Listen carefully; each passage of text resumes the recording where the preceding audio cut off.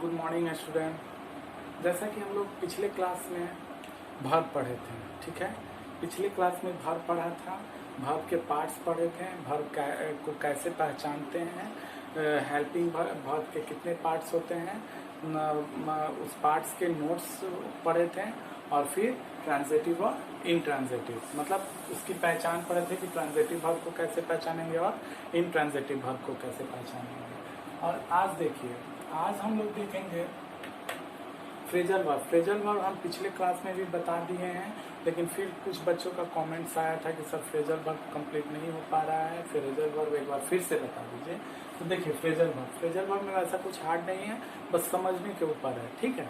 तो देखिए phrasal verb सबसे पहले हम हिंदी देखेंगे इसका कि फ्रेजल वर्ब का हिंदी क्या होता है, ठीक है। फ्रेजल वर्ब का हिंदी होता है आपका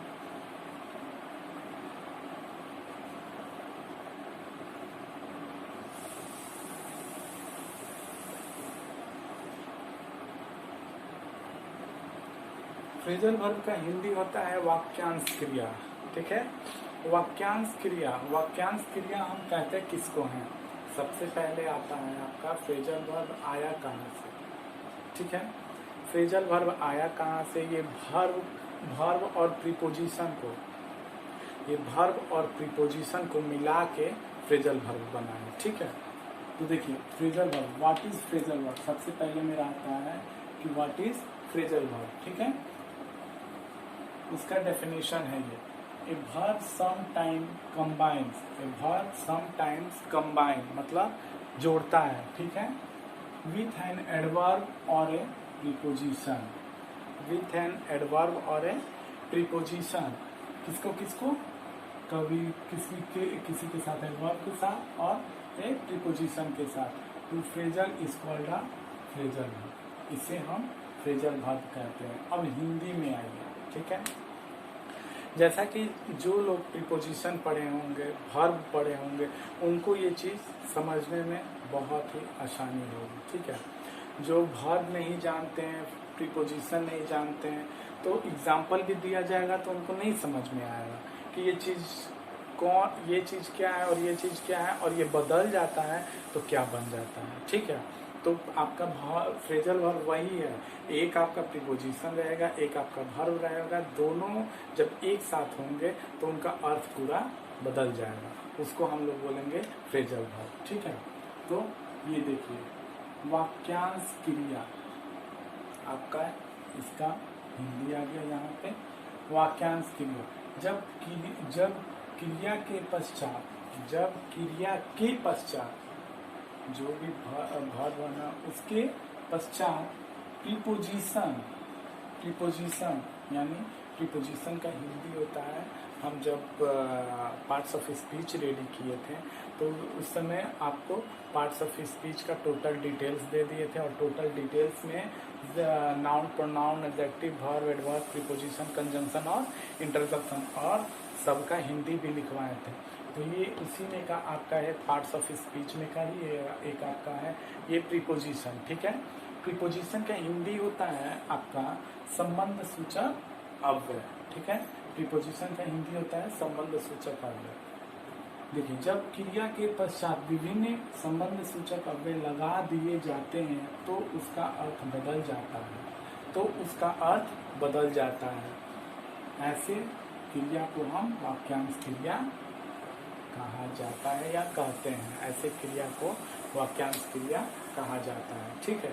अब कैसे क्रिया को और कौन बदल जाता है, ठीक है, वो चीज हम यहाँ पे देखेंगे। कोई एक एग्जाम्पल ले लेंगे।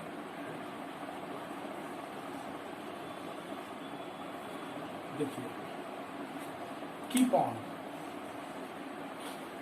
ऑन मतलब कीप आपका बाबू वर्ब है। ये आप लोग सब लोग जानते हैं कि इन, ऑन, एट, अबाउट, विथ, ये सब आपका किसमें जाता है, प्रीपोजिशन में, ठीक है। प्रीपोजिशन जो बढ़िया से पढ़े होंगे ना, उसमें हम बाई, ओवर, ये सब हम लिखवाए थे। कौन सा इन कब यूज होगा, कौन सा टू कब यूज होगा, इन, ऑन, विथ, अलॉन्ग, ये सब कब कब यूज होगा, ये प्रीपोजिशन के चैप्टर में आपको बताया गया है। ठीक है, तो यहाँ पे ये चीज वर्ब हो गया, तो ये आपका प्रीपोजिशन हो गया।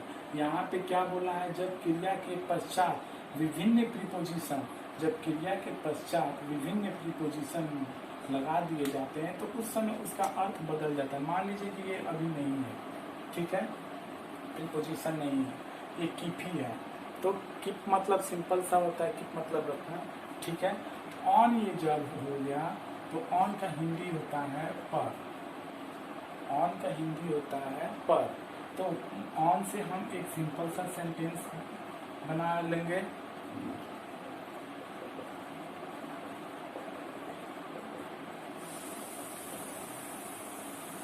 खिलौना जो है, toy is on the table, खिलौना जो है कहाँ है, टेबल पर है, ठीक है। अब ये दोनों को जब हम मिलाएंगे तो इसके अर्थ में परिवर्तन आ जाएगा, ठीक है। कीप मतलब रखना होता है, ऑन मतलब पर होता है, तो दोनों को अलग अलग करके देखिए तो कोई सेंटेंस निकल रहा है, कोई एग्जैक्ट हिंदी निकल रहा है, नहीं निकल रहा है। अब जब ये दोनों को हम यहाँ पे प्लस कर दिए तो ये आपका एक बन गया फ्रेजल वर्ब, ठीक है, और इसका हिंदी हो गया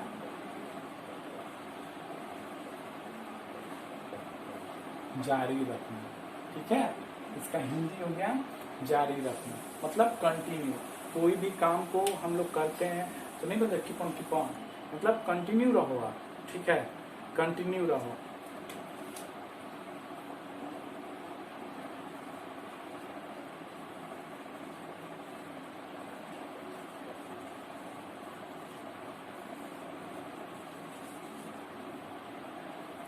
Your dance is keep on the stage, तुम्हारा जो डांस है, your dance is keep on the your dance is keep on the stage, ठीक है, तुम्हारा जो डांस है वो स्टेज पर कंटिन्यू रहो, ठीक है, रखो, ठीक है।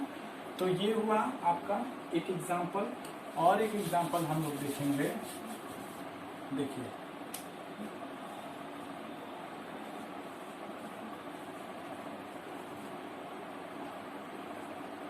ठीक है, along with, इसका हिंदी होता है साथ साथ, along with का हिंदी होता है alone नहीं, alone मतलब अकेला हो जाना, ठीक है, along with, ठीक है, along with का हिंदी होता है साथ साथ, ठीक है। इसके लिए एक हिंदी देख लेंगे, ये आपका वर्ब हो गया, along मतलब अकेला, ये आपका वर्ब के अंतर्गत आता है। विथ आपका प्रीपोजिशन है, विथ आपका प्रीपोजिशन है, साथ होता है, और ये दोनों मिल लिया along with मतलब हिंदी हो गया इसका साथ साथ, ठीक है। तो इससे हम एक हिंदी बनाएंगे,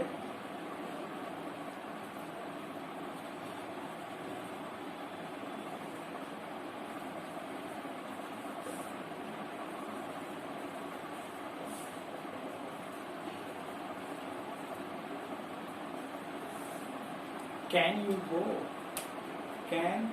गो along with me, can you go along with me मतलब कि क्वेश्चन कर रहा है, ठीक है। ये देखिए एक सटीक हिंदी मिल गया, कैन यू गो, क्या तुम जा सकते हो, along with me मेरे साथ साथ, क्या तुम जा सकते हो या चल सकते हो मेरे साथ साथ, ठीक है, मी है मेरे साथ साथ, ठीक है, along with साथ साथ हो गया ना। तो देखिए यही आपका होता है फ्रेजल वर्ब। इस टाइप के बहुत सारे आपको फ्रेजल वर्ब मिलेंगे, ठीक है, along with, keep on, get out, back in, ठीक है, call in, ठीक है, एक वो call in भी होता है, फिर as if होता है, द एप्पल ऑफ डिस्कॉर्ड होता है। हम क्लास में भी वो चीज़ लिखवा दिए, व्हाट्स मीनिंग और कौन कौन से फ्रेजल वर्ब होते हैं, आपका एक एग्जाम में पूछेगा। जैसे कि एग्जाम में कैसे पूछेगा, तो एग्जाम में आपका पूछ सकता है make a sentence with a phrasal verb, ठीक है, ये चीज़ दे देगा आपको along with, मतलब कोई भी सेंटेंस दे देगा जो कि फ्रेजल वर्ब होगा। वर्ब और प्रीपोजिशन दोनों मिला के फ्रेजल वर्ब बनते हैं, तो वो दोनों चीज़ आपके साथ रहेगा और बोल देगा मेक अ सेंटेंस, आपको उसको उसके साथ एक सेंटेंस बनाना होगा, ठीक है।